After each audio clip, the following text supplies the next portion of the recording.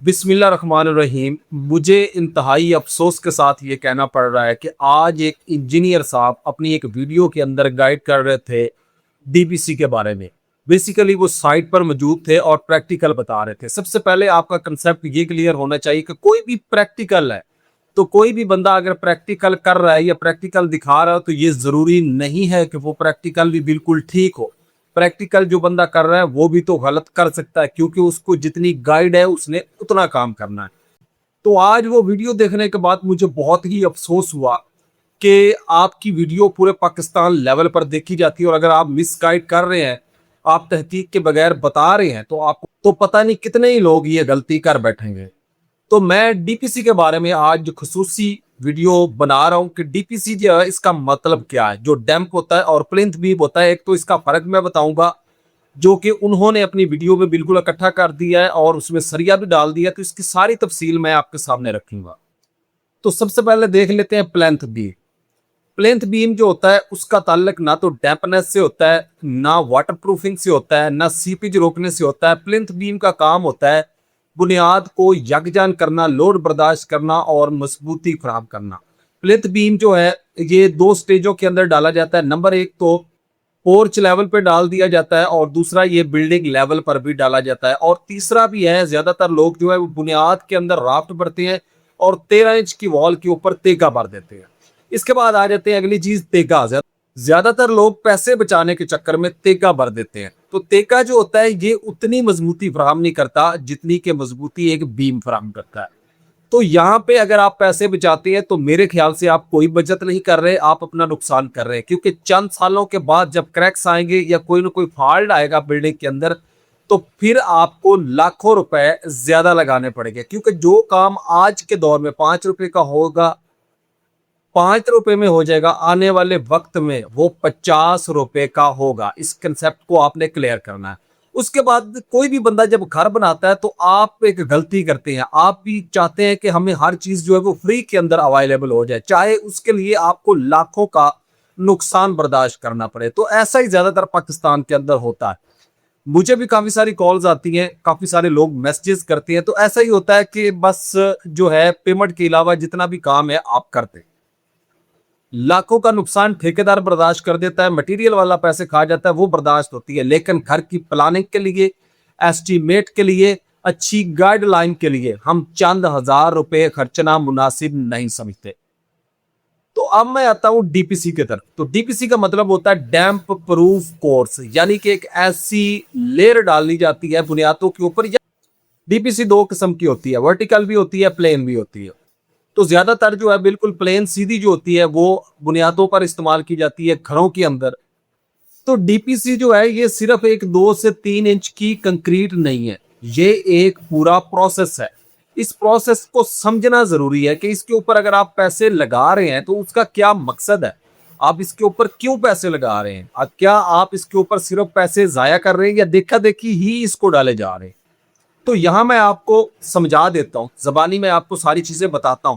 लेकिन अगर आपने इसका प्रैक्टिकल देखना है तो प्रैक्टिकल के लिए आपको थंबनेल स्क्रीन पर नजर आ रहा हो, आपने इस वीडियो को देखना है। इसमें 3D विजुअल्स के जरिए पूरे बीम को और डीपीसी को, डैम्प प्रूफ कोर्स को गाइड किया गया है, उसका पूरा स्ट्रक्चर दिखाया गया, आपका बिल्कुल कंसेप्ट क्लियर हो जाएगा। अब मैं गाइडलाइन की तरफ आता हूं। उससे पहले मैं एक छोटी सी बात आपको समझाना चाहूंगा कि अगर आप घर शुरू करना चाह रहे हैं तो आप हमारे व्हाट्सएप नंबर के ऊपर पेड कॉल बुक करके हमसे मशवरा कर सकते हैं, मटेरियल की मुकम्मल प्लानिंग हासिल कर सकते हैं, घर शुरू करने की मुकम्मल प्लानिंग हासिल कर सकते हैं और अपनी ड्राइंग के मुताबिक एस्टीमेट हासिल कर सकते हैं। इन चीजों से आपके चंद हजार तो खर्च होंगे लेकिन लाखों रुपए आप बचा सकेंगे। अब आ जाते हैं जी गाइडलाइन की तरफ। तो डीपीसी जो होती है इसको डालने का मखसूस तरीका होता है। ये दीवार पर डाली जाती है और ज्यादातर ये ब्रिक के ऊपर डालनी चाहिए, यानी कि बीम के ऊपर नहीं डालनी चाहिए। कोशिश करें जब आप प्लिंथ बीम डाल लें उसके बाद 1 से 2 रद्दे ईंटों के लगा के फिर उसके ऊपर इसको डालें, ठीक है, क्योंकि इसका और प्लिंथ बीम का जो कनेक्शन है वो आपस में लिंक ना करें। और दूसरी बात आ गई कि इसको डालने का क्या तरीका है। डालने का तरीका ये होता है कि 9 इंच चौड़ाई में आपकी दीवार है जहां पे आप डाल रहे हैं, तो आप कोशिश करें 8.5 इंच का फरमा भरें, यानी कि 2-2 सूत्र दोनों साइडों से ये तंग होनी चाहिए, अंदर वाली साइड पे होनी चाहिए। और तीसरा, आप हजारों रुपए का खर्चा करते हैं, मेम्ब्रेन शीट इसके ऊपर डाल देते हैं। मेम्ब्रेन शीट जो लोक की बनी होती है बिचोमेन की, वो आप उसके ऊपर बिछाते हैं, वो आपके हजारों रुपए की आती है। तो उसका मेरे हिसाब से कोई फायदा नहीं है, हमने इस चीज को प्रैक्टिकल में भी देखा है। उसके बाद आ जाते हैं अगली चीज, लोग शापर इसके ऊपर बिछा देते हैं, तो शापर आपने बिल्कुल इसके ऊपर नहीं डालना। अब आ जाती है तीसरी चीज। तीसरी चीज है कि कुछ लोग इस पे मार्बल के पीसेस ला के रख देते हैं। देखें, यहाँ पे आपने एक चीज को समझना है कि बिल्डिंग जो है जब वो खड़ी हो जाती है, आप 3 स्टोरियां जब बिल्डिंग बना लेते हैं, तो आप सोचे कि अगर आप पिचों में की जो शीट है 1 से 2 सूत्र वो मोटी होती है, क्या वो इतना वजन आने के बाद बिल्कुल सही सलामत बचती है? ठीक है, उसका तो बिल्कुल कचूमर निकल जाता है। तो वो जब ऊपर रहेगी नहीं तो आपको डालने का क्या फायदा है।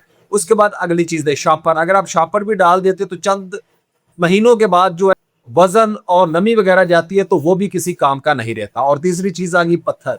तो पत्थर पर जब ज्यादा वजन आता है तो वो एक रिस्की काम बन जाता है, क्योंकि पत्थर जो होता है उसकी ताकत बहुत कम होती है। तो इन तीनों चीजों से आपने बिल्कुल अवॉइड करना है। अब सही क्या कि जब भी आप डीपीसी डालें या प्लिंथ बीम आपका है, तो आपने एक वाटर प्रूफिंग केमिकल मिलता है जो कि सीमेंट की शक्ल के अंदर आ जाता है, और उसके बाद वो लिक्विड की शक्ल में भी, फॉर्म में भी आपको मिलता है।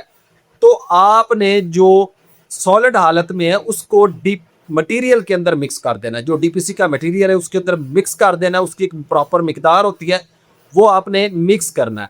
उससे क्या होगा कि आपकी डीपीसी जो है वो वाटरप्रूफ होगी।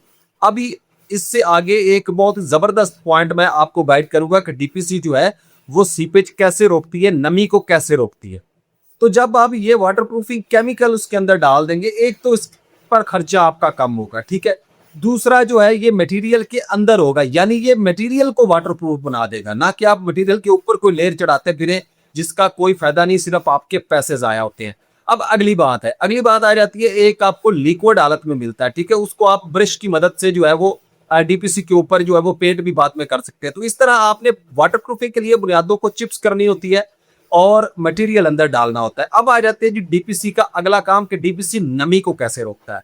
तो नमी को कैसे रोकता है ये भी उसी वीडियो के अंदर आपको मिलेगा, उसमें मुकम्मल तरीका 3D के अंदर समझाया गया, आपका कंसेप्ट भी क्लियर हो जाएगा। लेकिन यहाँ पे गाइड करना ये जरूरी है कि डीपीसी है, इसका मकसद होता है कि जब आप प्लस्तर करते हैं बिल्डिंग को अंदर से और बाहर से, तो जहां पे डीपीसी डली होती है आपने थ्रू आउट उस डीपीसी को खाली रखना होता है, आपने उसको प्लस्तर नहीं करना होता। जब आप उसको प्लस्तर कर देते हैं तो डीपीसी का मकसद खत्म हो जाता है, क्योंकि अगर आप उसके साथ पानी लगता है या फर्श धोते हैं पानी आता है, तो प्लस्तर जो होता है, प्लस्तर बजाते खुद एक रास्ता होता है पानी को ऊपर ले जाने का। प्लस्तर के अंदर पानी ऑटोमेटिकली ट्रेवल करता है, ऊपर की तरफ चला जाता है। तो अब जब आप वहां से कट लगा देंगे तो फिर पानी जो है वो डीपीसी जहां पे आपकी है डीपीसी से नीचे नीचे रहेगा, डीपीसी से डैम्प से निकल कर, क्योंकि आगे डैम्प आ जाता है, डैम्प में वाटरप्रूफिंग केमिकल होगा तो पानी ऊपर जाके ट्रेवल नहीं करेगा। तो डीपीसी का मकसद ये होता है, अगर आप इस तरीके से डालेंगे, अब क्या होता है लाखों रुपया मेम्ब्रेन शीट लगवा देते हैं, सारा कुछ कर देते हैं, ठेकेदार हो इंजीनियर हो आपके लाखों रुपए लगवा देते हैं, लेकिन बाद में जब अपनी बारी आती है प्लस्तर करने की तो डीपीसी को प्रॉपर अंदर और बाहर से बंद कर दिया जाता है। तो अंदर वाली साइड पे डीपीसी के ऊपर स्कार्टिंग आती है ताकि फासला रहे और हवा की क्रॉस रहे, क्रॉसिंग होगी तो नमी जो है वो खुश्क होने के चांस होते हैं। और बाहर वाली साइड में बिल्कुल ओपन रहती है ताकि अगर पानी या कोई चीज साथ आती है तो पानी ऊपर ट्रेवल ना करे। और तीसरा और आम पॉइंट आपने ध्यान में रखना है कि जब भी आपका घर अगर पहले बना हुआ है तो साथ आपका कोई और घर बनने आता है, तो आपने पूरे घर पे उससे कहना है कि जो शापर होता है, जो प्लास्टिक शीट होती है, वो पूरी दीवार के ऊपर अच्छे तरीके से लगाए, ठीक है। लगाने के बाद उसके सुराख चेक करके फिर अपनी चुनाई लगाए। तो इस तरह आपकी जो साथ वाले घर से सीपेज जाके या आपकी सीलिंग का या दीवारों का नुकसान होता है उससे आप महफूज रहेंगे। उम्मीद है ये वीडियो आपको पसंद आई होगी। तो किसी भी पेड सर्विस के लिए हमारे नंबर पर राब्ता करें, और कोई मशवरा करना हो या मतलब कुछ छोटे मोटे सवाल पूछने हो तो आप हमें कमेंट बॉक्स के अंदर जरूर बताएंगे। और ये वीडियो कैसी लगी है जब आपने लाजमी कमेंट करना है, क्योंकि जब तक आप कमेंट नहीं करेंगे हमें पता नहीं चलता कि हमने किस तरह की गाइड की। तो जो भी व्यूअर ये वीडियो देखे तो मेरी उससे रिक्वेस्ट है कि कमेंट लाजमी करे। मिलते हैं इंशाल्लाह नेक्स्ट वीडियो में। अस्सलाम वालेकुम।